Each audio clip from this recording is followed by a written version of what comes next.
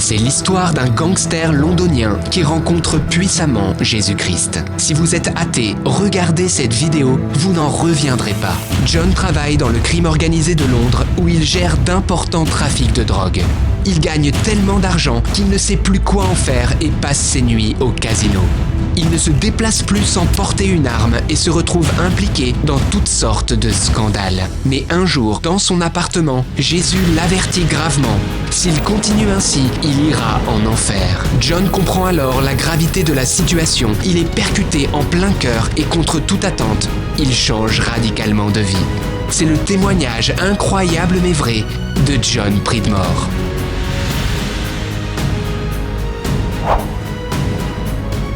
Waouh, ce témoignage, il va vous toucher, ne partez pas. Oui, et juste avant, abonne-toi maintenant à la chaîne parce qu'il y a d'autres superbes témoignages à ne pas manquer. On se retrouve juste après, c'est parti pour le témoignage.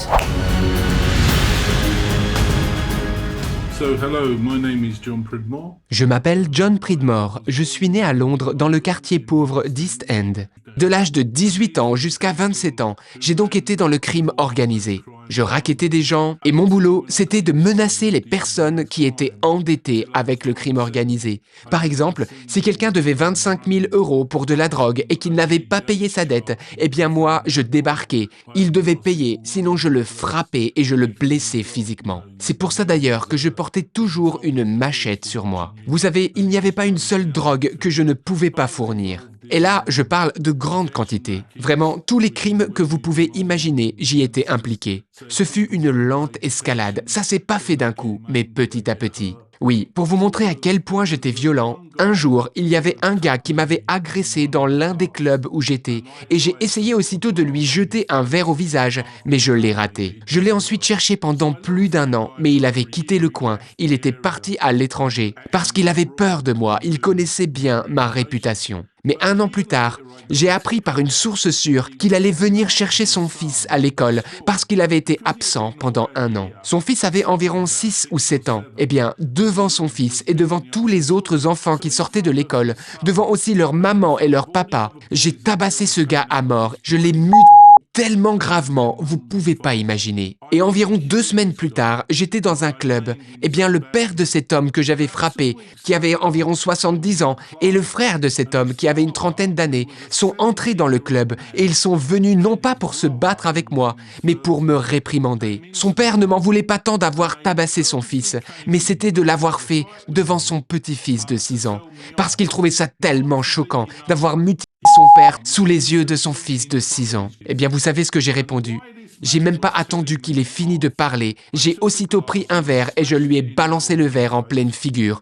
Puis ensuite, j'ai pris une machette et j'ai essayé de charcuter le bras de son fils. Oui, voilà le genre de fou que j'étais. Et ce soir-là, après coup, je n'ai eu aucun remords. Je suis juste rentré à la maison, j'ai bu un verre, pris un rail de cocaïne et j'ai très bien dormi. Vous savez pourquoi je vous dis cela? Je vous partage cela parce que je veux que les gens se rendent compte que Dieu peut transformer quelqu'un qui était complètement et totalement mort et vide à l'intérieur en quelqu'un de nouveau qui est en vie, qui sait aimer.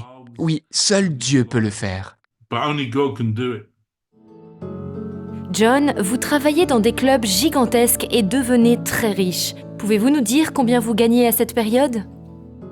See, we run all the drugs through the club. Alors il faut savoir que dans ces clubs, c'est là où on faisait circuler la drogue. On était comme des agents de sécurité pour le club et les patrons payaient très cher pour qu'on soit là. Imaginez, ce genre de bar accueillait environ 5000 personnes. Donc nous, on devait à la fois surveiller ces 5000 personnes et en même temps fournir de la drogue à chacun. Et ça représentait des sommes d'argent juste colossales. Parfois, je gagnais jusqu'à 25 000 € par semaine. Oui, je pouvais acheter ce que je voulais et je pouvais aller là où je voulais. J'ai logé dans les plus beaux hôtels du monde. J'avais une villa, des voitures de sport. Il n'y avait pas de limite. Certaines fois, j'avais tellement d'argent que je ne savais pas quoi en faire. Et c'est pour ça que je jouais beaucoup aux jeux d'argent.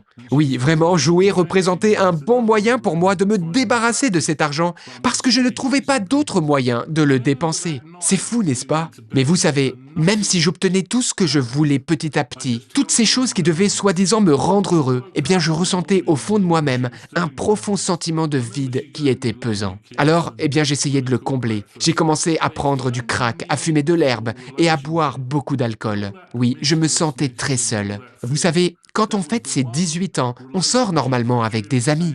Eh bien moi, pour mon anniversaire, j'étais seul. Et la seule chose que j'ai faite, c'est boire une bouteille de whisky entière toute la nuit. En ce qui concerne les filles, je n'avais pas de limite. Et malheureusement, j'en abusais. Didn't have the promiscuousness. John, un soir, vous entendez audiblement la voix de Dieu et vous voyez l'enfer. Vous êtes terrifié. Que s'est-il passé?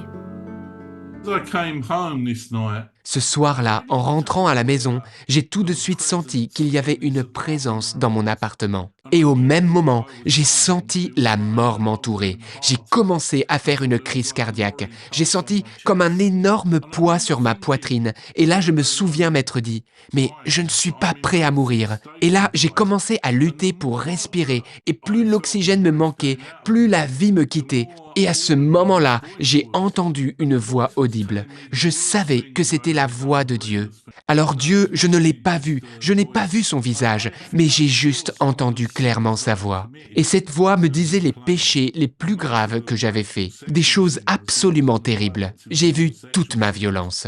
Mais vous savez, ce n'était pas tant pour la violence que j'étais condamné, mais aussi pour les péchés d'impureté. Vous savez, quand vous ôtez l'innocence des gens. Et j'ai compris que c'était l'heure de mon jugement. Au cours de cette expérience, mon âme s'est séparée de mon corps physique et elle s'est dirigée vers l'enfer. Oui, vraiment, je me suis vu partir en enfer. Encore maintenant, quand j'en parle, j'en ai des tremblements et des sueurs froides, tellement ça m'a fait peur.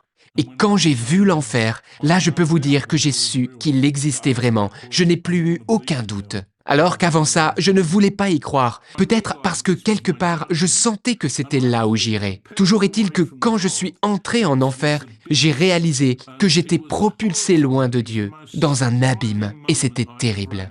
En fait, c'était le moment le plus effrayant que j'ai jamais vécu dans ma vie. Et là, j'ai supplié qu'on me donne une seconde chance. Et immédiatement, après avoir crié vers Dieu, j'ai ressenti une paix et je suis revenu dans mon corps. J'ai senti que Dieu me redonnait la force physiquement et je me suis mis debout. Là, je me suis dit qu'il fallait que je sorte de cet appartement. Et en sortant, j'ai fait la toute première prière de ma vie, comme je n'en avais jamais fait auparavant, et j'ai dit, « Jusqu'à présent, j'ai toujours cherché à prendre pour moi, mais maintenant, je veux donner. » Et alors que je disais cette prière, ce vide qui avait toujours rempli mon cœur a été soudainement rempli de l'Esprit Saint, de l'amour de Dieu pour moi. the love of God for me. Autre chose incroyable, vous vous rendez compte que votre mère était en train de prier pour votre conversion le jour même où vous entendez la voix de Dieu. The only person I know La seule personne que je connaissais et qui avait la foi, c'était ma mère, mais je ne la voyais pas beaucoup. Je lui offrais juste de temps en temps un beau cadeau pour me déculpabiliser. Mais ce soir-là, je suis allé direct lui raconter tout ce qui m'était arrivé. Et je n'oublierai jamais les larmes qui coulaient sur le visage de ma mère lorsque je lui ai dit que j'avais trouvé Dieu. Ces larmes, oui, qui venaient effacer probablement toute la douleur que je lui avais causée tout au long de ma vie. Et à ce moment-là, elle m'a avoué qu'elle priait pour moi tous les jours. Et que 9 jours plus tôt, elle avait commencé une neuvaine de prière, c'est-à-dire 9 jours de prière consécutifs. C'était une neuvaine à l'apôtre Saint Jude, le patron des cas désespérés. Eh bien, ce fut le 9e jour de la neuvaine de ma mère que j'ai entendu la voix de Dieu parler dans mon cœur. God speak to me in my heart.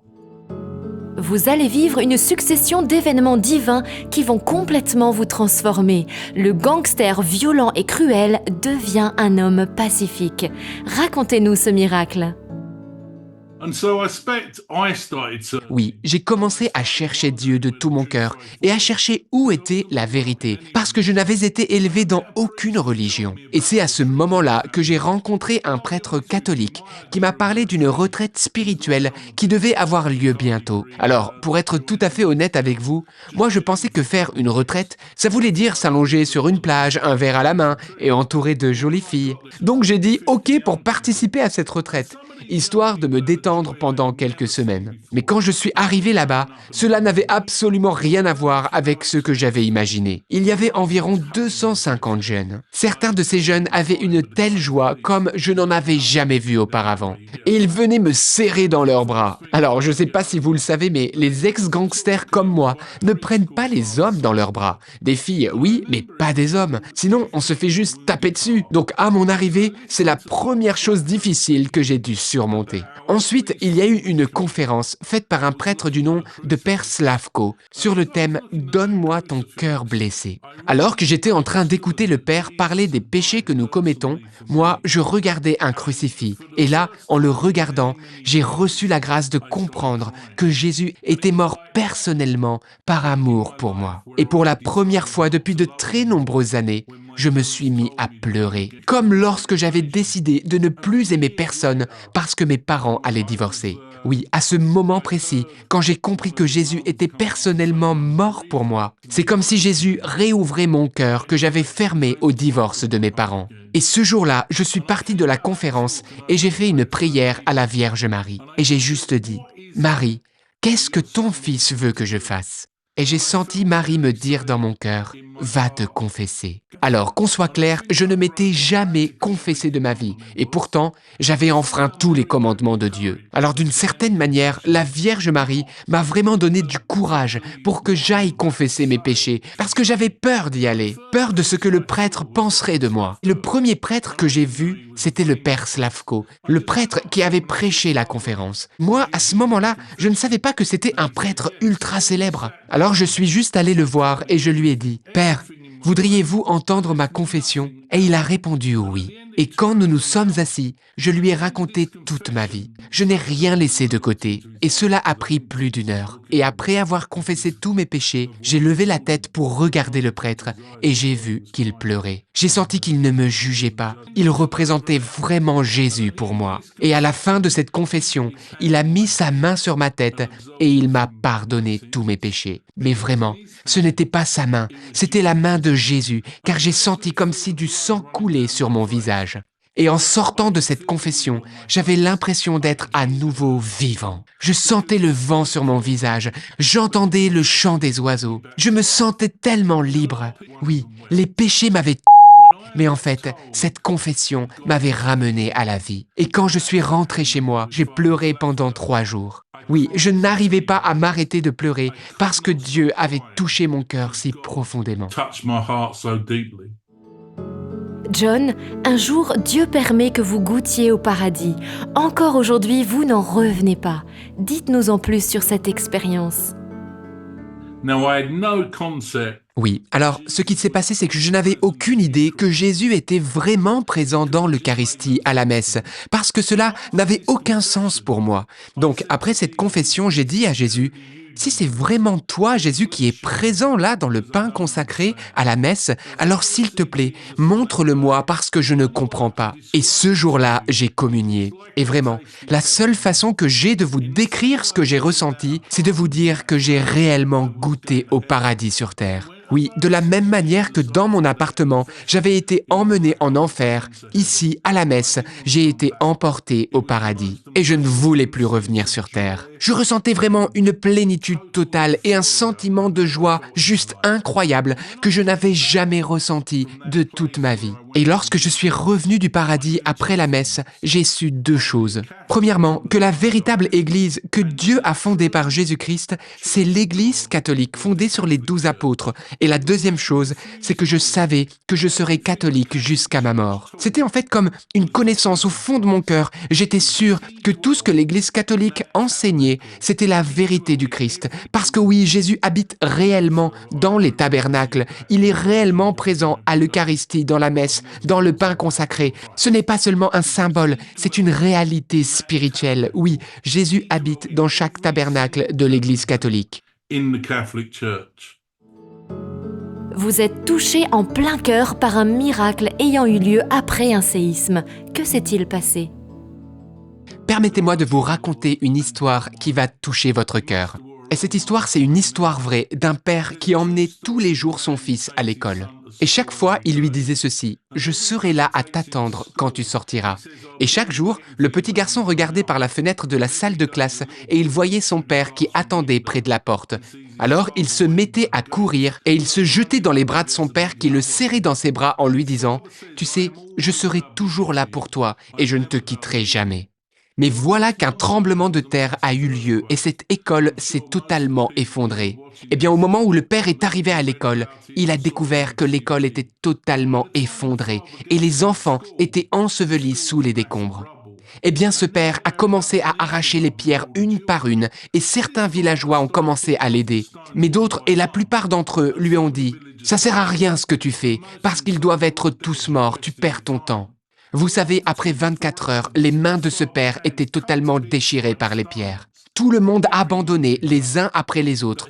Mais lui, il a continué de chercher, il retenait ses larmes et il criait le nom de son fils.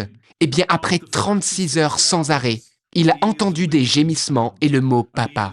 Alors, il a enlevé les dernières pierres et là, il s'est rendu compte que tous les enfants étaient encore en vie et il a entendu son fils dire ceci: « Je t'avais dit que mon père serait ici et qu'il n'arrêterait jamais de me chercher. » Vous avez vu comme ce père aimait son fils jusqu'au bout. Eh bien, à travers cette histoire, j'ai réalisé combien Dieu, notre Père, nous aimait. Il nous aime d'un amour absolu. Et j'ai compris aussi que dans ma vie, il n'avait jamais cessé de me chercher jusqu'à me retrouver. Il m'avait appelé par mon nom et il avait su me sortir de l'enfer. Vous avez été battu dans votre enfance par votre père et votre belle-mère. Avez-vous réussi à leur pardonner? Quand j'avais 10 ans, un jour, en rentrant à la maison, mes parents m'ont dit que je devais choisir avec qui je voulais vivre parce qu'ils allaient divorcer. Ça m'a complètement brisé. J'ai alors pris la décision de ne plus jamais aimer personne. Je pensais que comme ça, au moins, je ne serais plus jamais blessé. Mon père s'est remarié. Ma belle-mère pensait que la meilleure façon d'élever un enfant, c'était en le battant tous les jours. Alors, j'avais l'habitude qu'ils me frappent tous les deux. Mon père mesurait 1,98 m et donc, quand quelqu'un de sa stature vous donne un coup de poing en plein visage, la souffrance, elle est juste énorme. Quant à ma belle-mère, il n'y a pas grand-chose qu'elle ne faisait pas. Une fois, elle a essayé de me frapper avec un fer à repasser. C'était de la folie. Tout cela explique pourquoi je suis moi-même devenu si violent par la suite. Mon père est tombé très malade au cours des dernières années et donc j'ai eu le privilège de passer beaucoup de temps avec lui à l'hôpital et il a vraiment changé. Il avait même trouvé Dieu dans sa vie au point qu'il se vantait d'être chrétien. Oui, je peux dire que nous sommes devenus incroyablement proches. Dieu merci, non seulement je lui ai pardonné, mais nous sommes devenus de grands amis et il me manque tous les jours. D'ailleurs, mon premier livre lui est dédié. Quant à ma belle-mère, là, c'est une autre histoire. Alors en fait, quand j'ai trouvé Dieu, j'ai réalisé qu'il y avait en moi beaucoup de colère. J'ai donc été dans un lieu de prière en Écosse et là-bas, j'ai prié beaucoup de chapelets. J'ai aussi passé beaucoup de temps devant l'adoration du Saint-Sacrement. Et pendant cette retraite, j'ai senti que Dieu me disait que la raison pour laquelle j'avais beaucoup de colère en moi, c'est parce qu'il y avait des personnes à qui je n'avais pas encore pardonné. Et moi, je savais que la personne à qui j'avais le plus de mal à pardonner, c'était ma belle-mère. Donc, eh bien, je me suis mis à prier pour elle. Et j'étais plutôt honnête dans ma prière. Je disais: « Seigneur, bénis-la, mais veille à ce qu'elle aille en enfer. » Oui, vraiment, c'était ça ma prière au début. Eh bien, après quelques semaines, peut-être un mois, il y a eu un miracle parce que ma prière a changé et c'est devenu ceci: « Seigneur, veille à ce qu'elle aille au ciel. » Vous savez, je crois que quand on prie sincèrement pour quelqu'un à qui on a du mal à pardonner, Dieu accomplit un véritable miracle. Et vous savez quoi? Ma belle-mère s'est complètement convertie. Elle va maintenant tous les jours à la messe.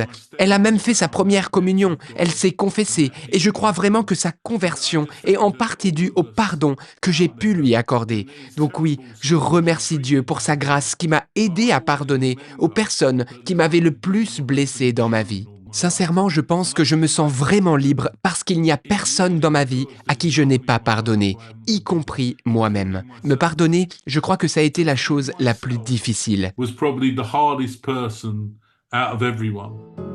John, qu'avez-vous fait de tout l'argent que vous possédiez avant votre conversion?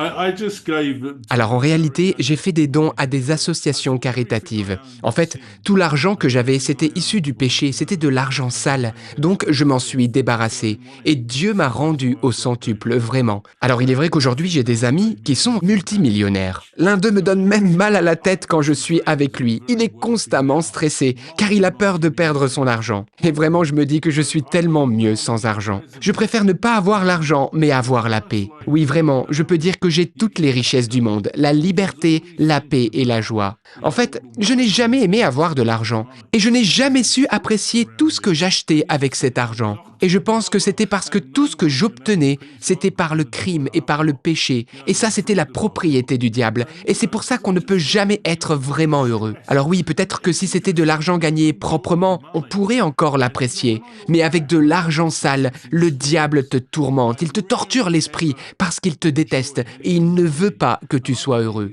Honnêtement, pour rien au monde, je ne voudrais retourner en arrière et revivre une seule journée en enfer, une seule minute loin de Dieu. Oui, ce que je vis aujourd'hui, ça n'a pas de prix, c'est ça la perle rare. Je suis avec Dieu depuis 30 ans maintenant et la liberté, l'émerveillement, la paix que je ressens est juste inestimable. And the peace I feel every day, I never thought it was possible.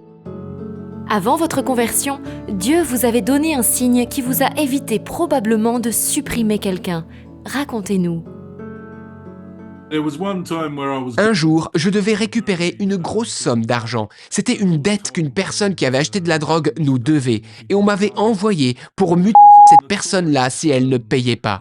Alors je savais que ce gars habitait dans une résidence huppée qui était dangereuse et je m'étais habillé en conséquence. J'avais caché une machette sur moi et j'étais vraiment prêt à le. Donc, arrivé à la résidence du gars, je me dirige vers l'ascenseur, je monte quelques étages et puis soudain, l'ascenseur s'arrête pour laisser entrer un jeune garçon. Il me regarde droit dans les yeux et il me dit « Jésus t'aime ».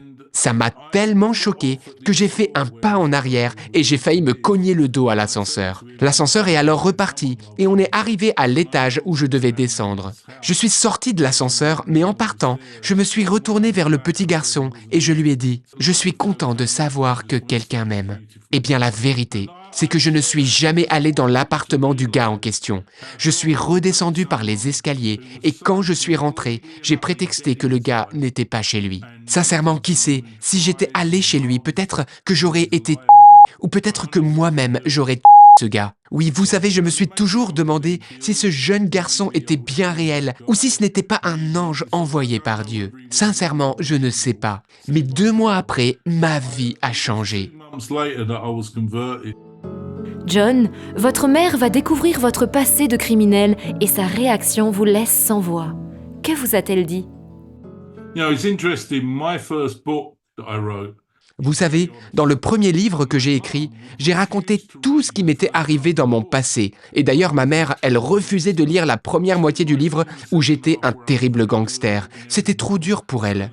Par contre, cela ne la dérangeait pas de lire la seconde moitié du livre, là où j'aidais tout le monde et j'aidais les autres particulièrement à se tourner vers Dieu. Et quand je suis rentré en Angleterre, j'ai parlé au téléphone avec mon frère et il m'a dit « Quand tu verras maman, sache qu'elle a finalement lu la première moitié du livre. » Et là, je me suis dit « Oh mon Dieu !» Et donc, quand je suis allé la voir, je lui ai dit « Maman, qu'est-ce que tu as pensé de la première moitié du livre ?» Et là, elle a fondu en larmes et elle m'a dit « J'ai compris à quel point tu avais été un pauvre petit garçon blessé. Vous savez, elle n'a pas vu le monstre que j'étais devenu à cette époque-là. Tout ce qu'elle a vu, c'est que son fils avait été tellement en colère et blessé qu'il était devenu ce monstre. Et là, j'ai compris. C'était un peu pour moi comme le reflet de la manière dont la Vierge Marie, notre mère à tous, notre mère du ciel, nous voyait. Oui, c'est quelque part un reflet du regard de Dieu pour nous. Il ne nous juge pas et ne nous condamne pas, mais il comprend chaque blessure de nos vies. Oui, il n'approuve absolument pas nos choix mauvais, mais il arrive à comprendre pourquoi on en est arrivé là, comme personne n'est capable de le faire, et c'est pourquoi il est l'amour inconditionnel. And that's why he's unconditional love. Votre témoignage fait le tour du monde et vous témoignez même devant le pape et devant des centaines de milliers de jeunes en une fois. Racontez-nous. I spoke at World Youth Day. J'ai parlé devant 500 000 jeunes en présence du pape pendant les Journées mondiales de la jeunesse. Et le mois dernier, j'ai parlé à Medjugorje pour le Festival des jeunes devant plus de 50 000 jeunes.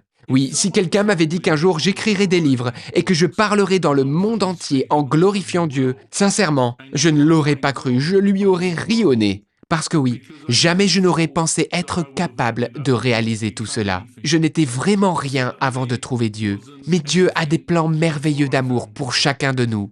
Et il nous transforme, il nous change. Et il a le pouvoir aussi de changer le monde. Changes the world. Quand vous étiez adolescent, aviez-vous déjà entendu parler de Dieu ou jamais? And there was another time when I was 16. Alors, quand j'ai eu 16 ans, j'ai eu un grave accident de moto et je suis resté à l'hôpital pendant plus de 6 mois. Et pendant tout ce temps, un prêtre venait me rendre visite. Il était très aimable et très amical. Mais il ne m'a jamais parlé de Dieu tout le temps qu'il était à l'hôpital avec moi. Alors certes, il était très gentil. Il y avait vraiment un amour qui se dégageait de lui. Mais il ne me parlait jamais de Dieu. Je pense vraiment que s'il m'avait parlé de Dieu lorsque j'avais 16 ans, peut-être que je me serais tourné vers Dieu à ce moment-là, au lieu de prendre ce chemin de destruction et d'enfer. C'est pourquoi moi, aujourd'hui, j'essaye toujours de ne gaspiller aucune des opportunités que Dieu me donne pour partager mon histoire, pour pouvoir témoigner que Dieu est réel et qu'il aime chacun de nous. Alors, il n'y a pas si longtemps, je donnais mon témoignage dans une cathédrale et je me souviens d'avoir vu une jeune fille de 15 ans qui s'est approchée de moi et m'a dit « Vous savez, quand vous êtes venu dans mon école ce matin, je ne croyais même pas en Dieu, mais à cause de ce que vous avez dit, j'ai décidé de venir dans cette cathédrale ce soir et je viens tout juste de me confesser. » Et là, elle a éclaté en sanglots et elle m'a dit « Non seulement je sais que Dieu existe maintenant, mais je sais aussi qu'il m'aime personnellement. » Et elle a ajouté que cette confession avait littéralement changé sa vie. Eh bien, j'aimerais vous dire, l'un des moyens les plus sûrs, je pense, pour rencontrer personnellement Jésus, c'est d'aller se confesser, de faire la confession de toute notre vie. Et surtout, dites tout au prêtre, ne cachez aucun de vos péchés, car garder des péchés pour soi, ce serait comme garder une pile de linge sale au milieu de sa chambre. Non, confessez tout, car Dieu connaît déjà vos péchés et il désire vous en libérer. Et vraiment, je crois que lorsque nous faisons une véritable confession honnête, nous devenons libres, nous sommes de nouveau vivants par la grâce de Jésus-Christ. We're set free again. We're alive again. Vous découvrez un jour qu'une religieuse a entendu la voix de Jésus lui demandant de prier pour vous, pour votre conversion. Vous vous retrouvez face à elle 25 ans plus tard. Racontez-nous. After I spoke at World Youth Day in Sydney, Alors l'histoire, c'est que après avoir parlé aux Journées mondiales de la jeunesse à Sydney, une religieuse m'a contacté. Elle s'appelle Sœur Dorothea, qui est une religieuse cloîtrée. Et elle m'a dit « John, comment cela se fait-il que vous témoignez dans le monde entier alors que lorsque j'ai entendu parler de vous, vous ne témoignez qu'en Irlande et en Angleterre ?» Eh bien, je lui ai répondu. Après les JMJ, un de mes amis de communauté, qui s'appelle Neil, a prié pour moi et il a reçu une vision. Il m'a dit qu'il me voyait en train de parcourir le monde et il m'a dit ceci, « Tu embraseras le monde avec le feu du Saint-Esprit. » Et il voyait des tas de feux qui allaient s'allumer comme ça aux 4 coins du monde. Et bien, juste après cela, j'ai commencé à recevoir des invitations dans le monde entier. Alors, quand j'ai fini de raconter tout ça à Sœur Dorothea, elle a fondu en larmes. Et là, je lui ai demandé « Mais que se passe-t-il, ma sœur ?» Et là, elle m'a répondu « Vous savez, quand je suis entrée au Carmel, il y a 25 ans, j'ai commencé par faire une retraite en silence pendant 2 semaines. Et au cours de cette retraite, Jésus m'a parlé au cœur et il m'a dit « Je veux que tu pries pour quelqu'un qui, en ce moment, fait beaucoup de mal en ce monde. Mais un jour, il accomplira ma volonté en embrasant le monde du feu du Saint-Esprit. » Et elle m'a ajouté ceci. Je sais maintenant que cette personne, c'était vous. Et là, elle a continué en me disant, j'ai un message à vous donner. Chaque fois que vous devez parler, demandez à Sainte Thérèse de Lisieux de prier pour vous, afin que le feu du Saint-Esprit descende du ciel sur vous, pour que toute l'assemblée soit embrasée par le Saint-Esprit. Et d'ailleurs, ce qui me fait sourire, c'est que figurez-vous que la toute première fois où j'ai parlé en public, c'était dans une église de la ville de Carrigaline en Irlande. Eh bien, il y avait juste derrière moi la plus grande statue de Sainte Thérèse de Lisieux que je n'avais jamais vue. C'est pourquoi oui, Sainte Thérèse de Lisieux a toujours fait partie de ma vie. has always been a massive part of my life. John, vous avez fait un jour 3 promesses à Jésus. 3 vœux, dites-nous en plus. Yeah, very much. I make those 3 promises. Oui, en effet, j'ai fait 3 vœux. Je suis consacré au Seigneur et j'appartiens à la communauté catholique qui s'appelle Saint Patrick depuis 2017. Alors, vous savez, par rapport aux vœux de pauvreté, tout l'argent que j'ai, je le consacre à la Vierge Marie. Non, ce n'est pas à moi, mais à elle. Et quand elle me demande de donner, c'est ce que je fais. Oui, je vis une vie plutôt simple selon le désir de Jésus. Alors en ce qui concerne le vœu d'obéissance, eh bien, j'obéis à la volonté de Dieu dans tout ce qu'il me demande. Je me souviens par exemple qu'une fois je voulais aller à Boston, aux USA. Eh bien, un jour, j'ai été invité à aller à Boston pour témoigner. Je pars là-bas et voilà que j'attrape la grippe dès le premier jour de mon arrivée. Ce qui fait que j'ai passé toute la semaine cloué au lit. Et puis à la fin de la semaine, eh bien j'ai dû rentrer parce que je ne pouvais pas me permettre de rester là-bas. Et une fois rentré, je me sentais tellement mieux, beaucoup mieux.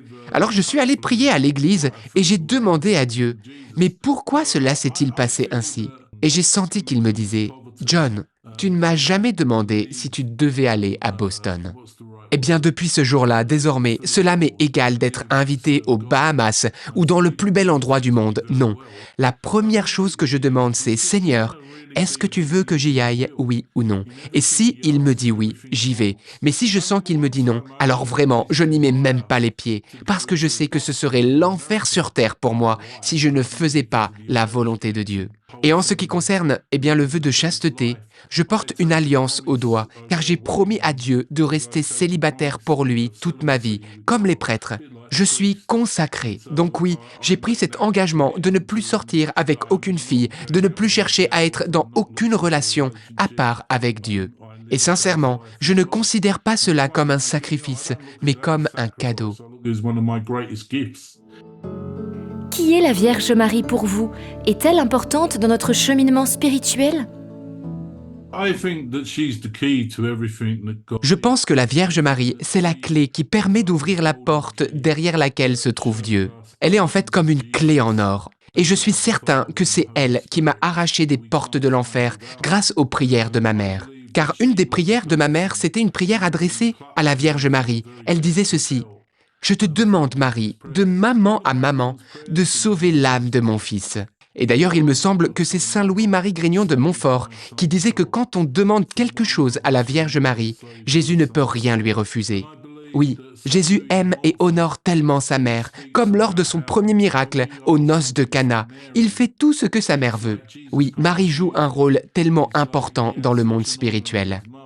J'ai hâte d'entendre Jésus me dire que j'ai été un fidèle serviteur, mais j'ai aussi très hâte de me retrouver dans les bras de ma merveilleuse Mère du Ciel, celle qu'on appelle l'Immaculée Conception, la Vierge Marie. Et vous savez, je prie le rosaire tous les jours, c'est-à-dire que je prie 4 chapelets chaque jour. Je pense que si on est dans le cœur de Marie, Jésus nous laissera à coup sûr entrer au paradis, même si, en ce qui me concerne, je sais que je ne mérite absolument pas d'y aller. Even though I don't deserve it. Que voulez-vous dire à ceux qui vous regardent maintenant? For those people out there who maybe think Voilà ce que j'aimerais dire à tous ceux qui ont des problèmes dans leur vie ou qui sont face à des situations bloquées.